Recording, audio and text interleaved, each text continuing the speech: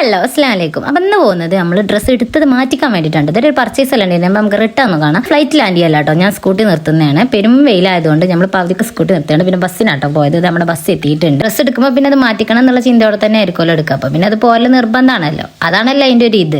സ്കൂട്ടിമ്മ പോയ വെയിലുള്ളൂ വിചാരിച്ചിട്ടാണ് ബസ് കയറിയത്. അപ്പൊ ബസ് കയറിയപ്പോഴും ഇതാ മുഖത്തൊക്കെ തന്നെ വെയിൽ. എന്താ ദിവന്മാർക്കൊന്നും വയ്യേ. അപ്പൊ പോന്ന വൈക്കത്തെ ഫുള്ള് ഹോട്ടലുകൾ. അസ്തഗ്ഫിറുല്ലാ, നോമ്പാണല്ലോ അല്ലേ. അപ്പൊ നമുക്കത് മെയിൻ ചെയ്യാൻ നിൽക്കണ്ട കേട്ടോ. എന്നാലും എന്താന്നാവോ കണ്ണ എവിടേക്ക് തന്നെ പോകുന്നു. അങ്ങനെ നമ്മൾ മണ്ണാർക്കാടിന്റെ മുഖമുദ്രയായ കുന്തിപ്പുഴ കഴിഞ്ഞ് വന്നിട്ടുണ്ട് കേട്ടോ. ഷോപ്പിന്റെ മുന്നുകൂടിയാണ് കേട്ടോ നമ്മൾ പോയത്. പക്ഷെ പറഞ്ഞിട്ട് കാര്യമില്ല, നമ്മളെ കൊണ്ടേ നിർത്തിയത് ഒരു 2 കിലോമീറ്റർ അപ്പുറത്താണ് കേട്ടോ. ഇപ്പൊ ഒരിഞ്ഞ വെയിലെത്തി ഇതൊക്കെ നമുക്ക് നടന്നിട്ട് വേണം പോകാൻ വേണ്ടിയിട്ട്.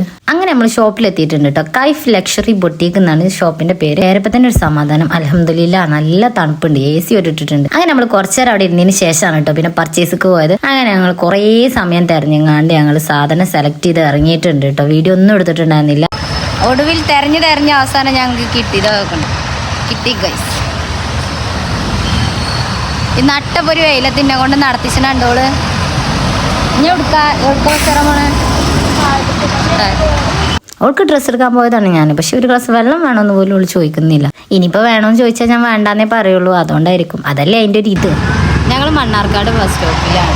അതെ, കുന്തിപ്പുഴ കഴിഞ്ഞിട്ടുണ്ട്. കുന്തിപ്പുഴ കഴിഞ്ഞ് വന്നിട്ടുള്ള ബസ് സ്റ്റോപ്പിലാണ് ഞങ്ങൾ നിൽക്കുന്നത്.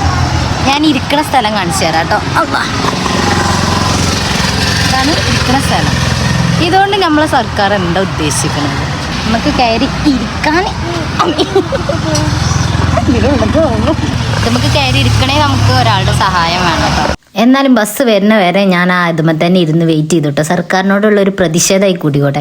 ഇനിയും ബസ് വന്നിട്ടില്ല. ഇവിടെ എന്തെങ്കിലുമൊക്കെ നടന്നിന്. അവസാനം ബസ് വന്ന് നമ്മൾ ബസ് കയറി നമ്മുടെ സ്കൂട്ടിൻ്റെ അടുത്ത് എത്തി. സ്കൂട്ടിയിലേക്ക് പോകുന്ന ഞങ്ങൾ നേരെ വീട്ടിലോട്ട് പോകുന്ന വൈക്ക് നമുക്ക് ബാൽവാടിയിലൊന്ന് കയറണ്ടായിരുന്നു. നമ്മളെ ചെറിയ പോരാളി കുറച്ച് അമൃതപ്പൊടി വാങ്ങണ്ടായിരുന്നു. അങ്ങനെ അതും വാങ്ങിച്ച് ഞങ്ങൾ നേരെ വീട്ടിലോട്ട് പോകുന്നു. അപ്പോൾ ഇത്രയുള്ളൂ. Thank U.